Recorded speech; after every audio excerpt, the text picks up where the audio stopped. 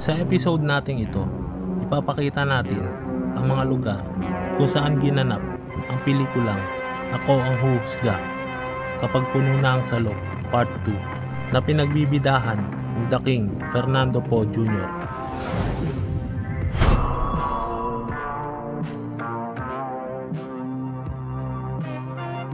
Shoutout sa mga supporters natin na sila Jeneline Villanueva, Mr. Gala Gala, Brennan Aloysius Ginto, Anyari TV, Richard De Verde, Arnel Salvador, Supremo, kay Sir Manuel Fernandez na masugid na nagabang sa ating upload. Pasensya na sir at naging busy lamang sa work, at kay Sir Gerald Faelman na nag-request ng bidyong ito.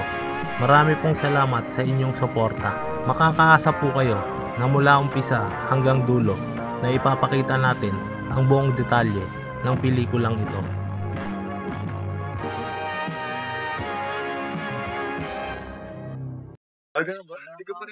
Sa nauna nating video, ipinakita natin ang pelikulang Kapag Puno na ang Salop Part 1 noong 1987. Ipinakita natin dito ang lumang munisipyo ng Los Baños, Laguna.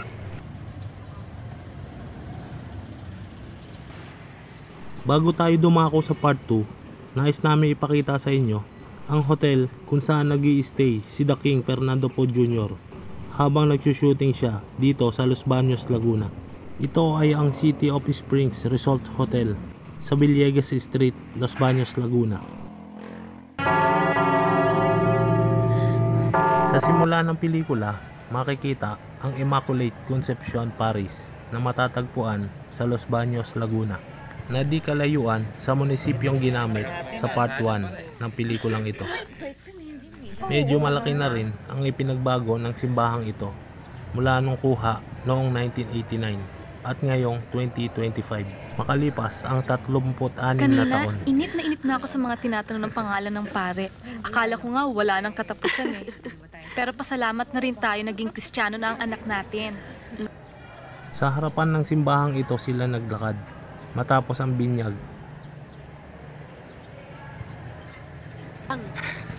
Kayo naman hindi na kayo mabiro. Hindi ba, Hepe? Bakit Hepe pa ang tawag mo sa akin? Magkumpare na tayo. Pare na lang. Sir?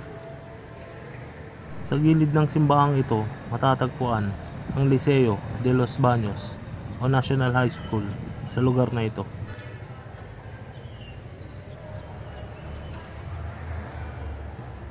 At ang basketball court sa tapat ng nasabing simbahan.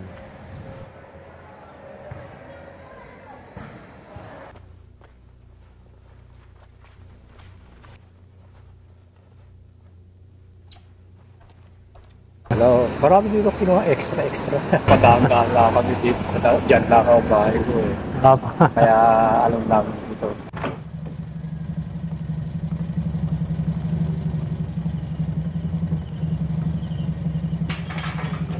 Ito ang bahay na ginamit ni The King sa pelikulang ito. Ito ay matatagpuan sa Villegas Street at pagmamay-ari ng Lapinid family.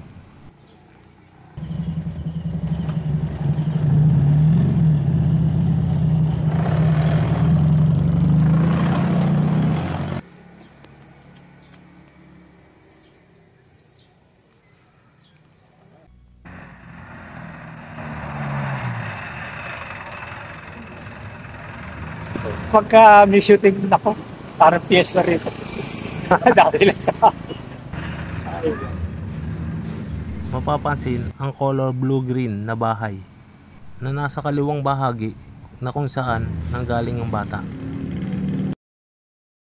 Naandun pa rin siya magpahanggang ngayon.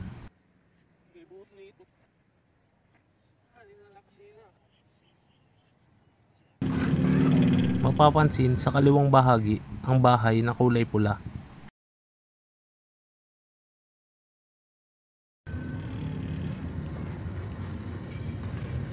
Nag-iba man ang kulay niya, ganun pa rin ang itsura nito ngayon.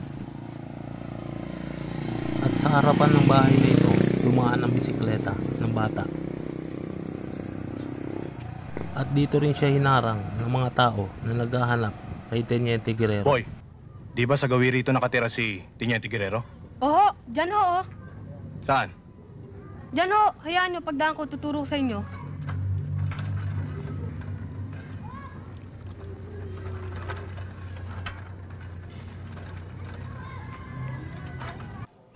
Ito ay kuha sa gate ng bahay na ginamit ni The King sa pelikula.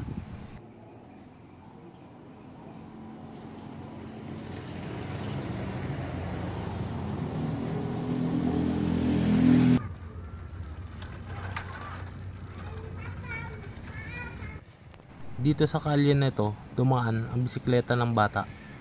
Nanooy kokonti pa ang mga bahayan. Sigurado ba kayong dito dadaan si Epe? Wala ba siyang ibang dinadaanan? Oo, walang paltos yun. Maya-maya lang nandyan na yun. Ang malaking bahay na to ang ginamit na tindahan ng halo-halo noon. Sa kalye na Villegas Street, naglakad si Teniente Guerrero, pakanan sa De Pasupil Street.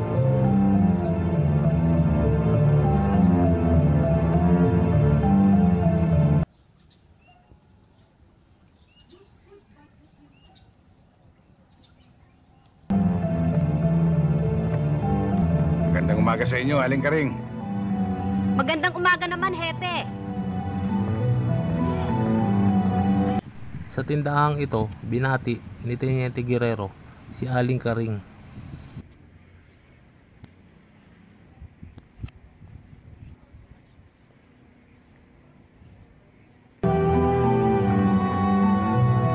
Pare. Diyan na, pare. Sa kanto ng Lopez Street ang ginamit na tindahan ng halo-halo noon, na ngayon ay may malaking bahay nang nakatayo dito.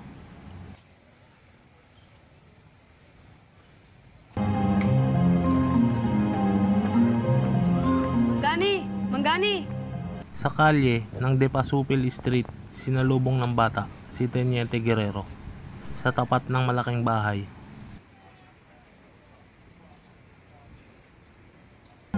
Boboy, Manggani, nakita nyo ba yung mga taong naghanap sa inyo? ha? Sino mga tao? Ayun ho, Ganoon pa rin ang itsura ng pader na nasa likod ni The King. ayun ho. Tsaka yun ho.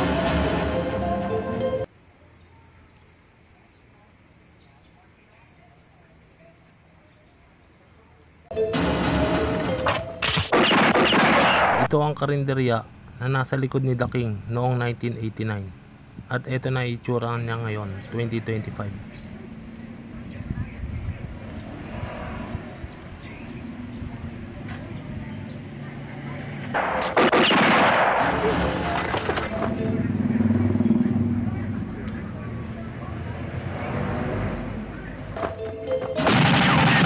Sa kanal na ito, tumalon si Teniente Guerrero upang maiwasan ang mga bumabaril sa kanya.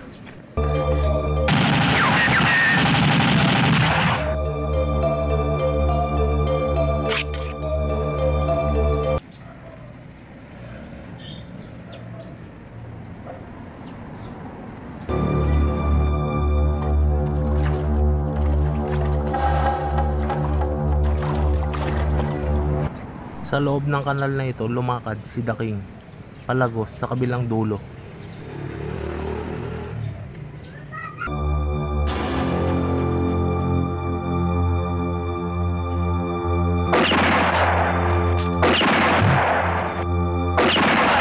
Sa kantong ito, lumagos si The King upang barilin ang kanyang mga kalaban.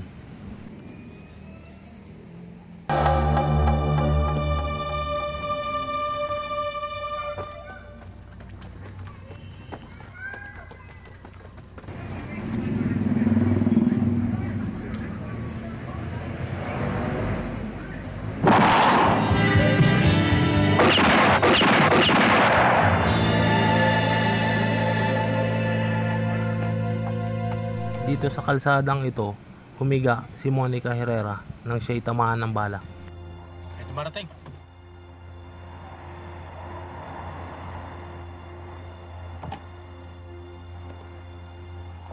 Kuha sa Giroasi Street sa apartment na ginamit na bahay ni Sibal.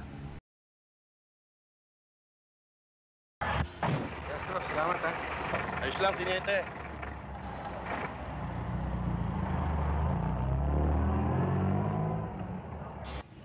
Sa dulong bahay na may nakasulat na no parking, ang bahay ni Sibal.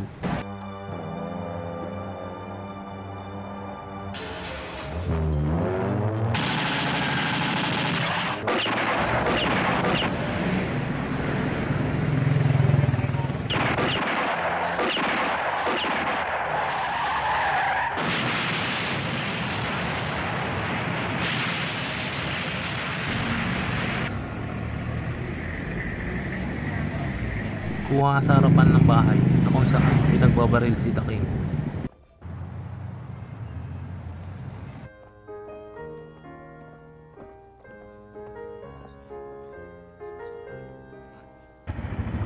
Ito ang Philippine Village Hotel na matatagpuan sa Parañaque, malapit sa Terminal 1.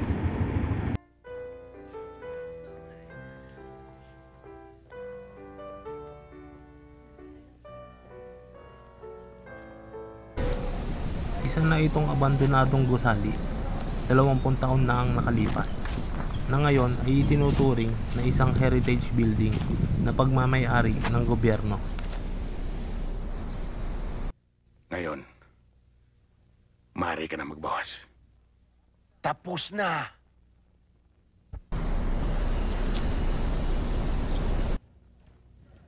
Judge, ano nangyari sa inyo? Tarantado ka pala, nakita mong nahi eh. Hindi na pinapayagang pasukin ang lugar na ito ngayon.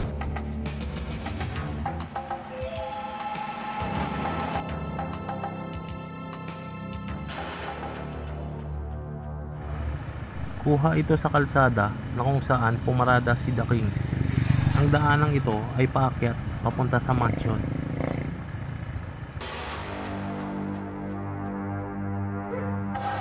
Sa punong ito, nagtago si The King na kung saan tinatanaw niya ang paligid ng mansyon.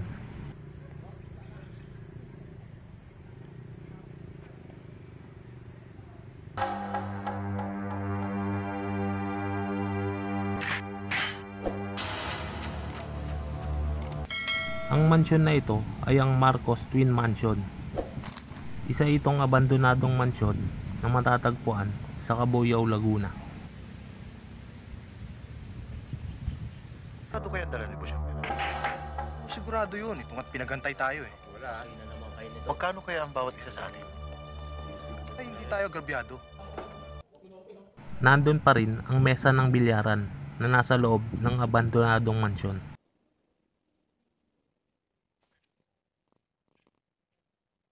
Talaga.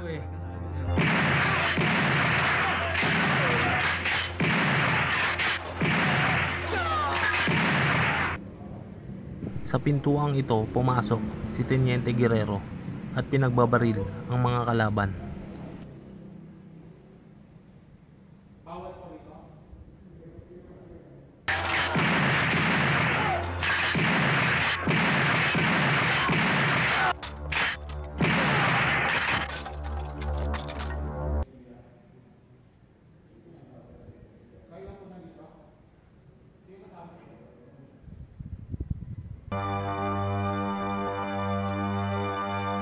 Kuha sa labas kung saan tumatakbo si The King.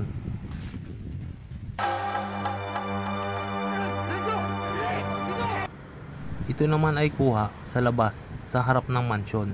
Kapansin-pansin ang korbada ng bangketa na nasa gilid.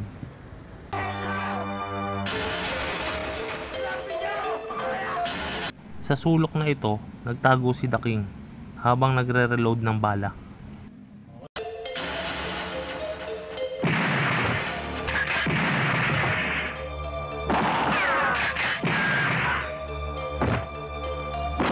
Ito ang eksaktong lokasyon ng kinatatayuan ni The King sa eksenang iyon.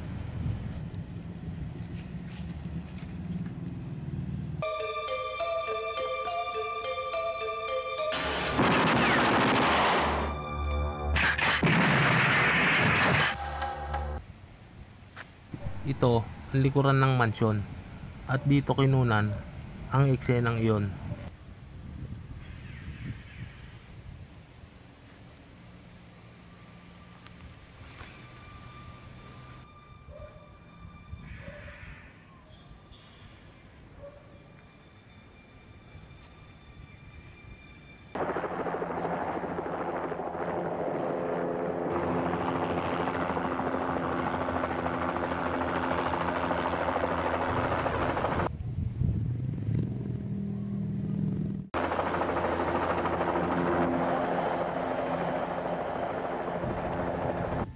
Ito ang eksaktong lokasyon na kung saan tinatanaw ni The King ang paparating na helicopter.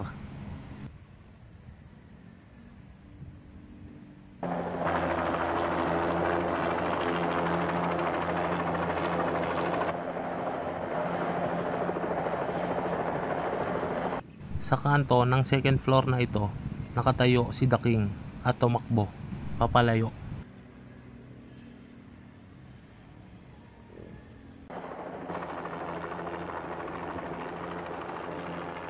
Sa gitna, sa pagitan ng twin mansion na ito, lumapag ang helicopter na sinasakyan ni Eddie Garcia at ni Paquito Diaz.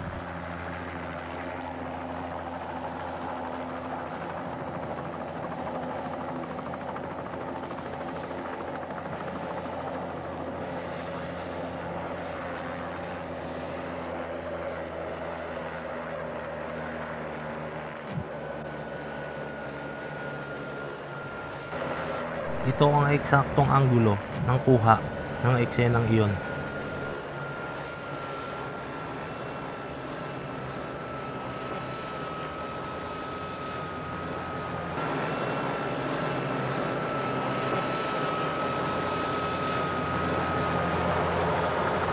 Ito naman ay kuha mula sa gilid kung saan naglakad si Maraman at si Judge Valderrama.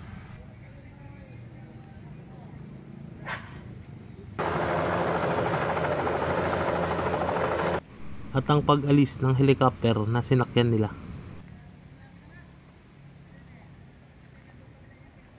Bakit wala sumasalubong sa atin?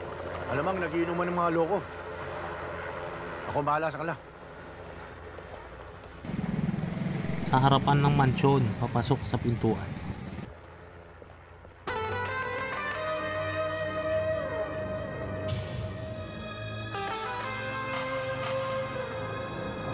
Dito pumasok si Maraman at si Judge Valderrama.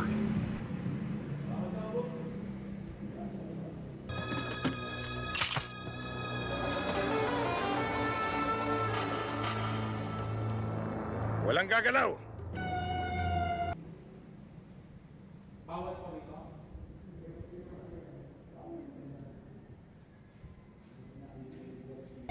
Maramag. Ihawak mo. Baba mo.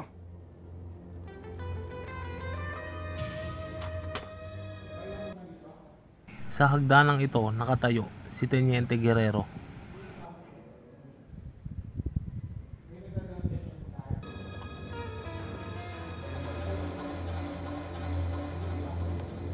Guerrero, pagsisisihan mo ang ginawa mong ito. Valderrama, tapos na ang pamimili mo.